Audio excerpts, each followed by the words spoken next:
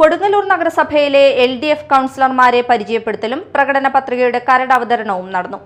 LDF ജില്ലാ convener PK Chandrasekharan ഉദ്ഘാടനം ചെയ്തു.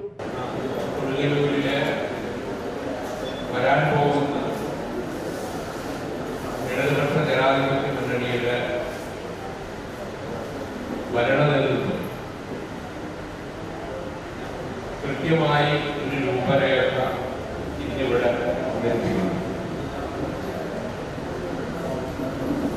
ആ രൂപരേഖ കേവലം 4-5 നേതാക്കന്മാരിൽ നിന്ന് അല്ലെങ്കിൽ ഇടതുപക്ഷ ജനാധിപത്യ മുന്നണിയിലെ നേതാക്കന്മാർ കൂടിയിരുന്ന് തയ്യാറാക്കിയതല്ല.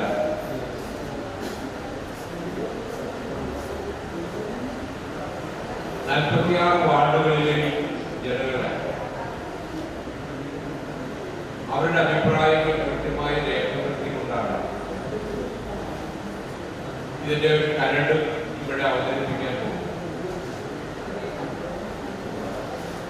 അത് പൂർണ്ണമായി എന്ന് നമ്മൾ പറയുന്നില്ല.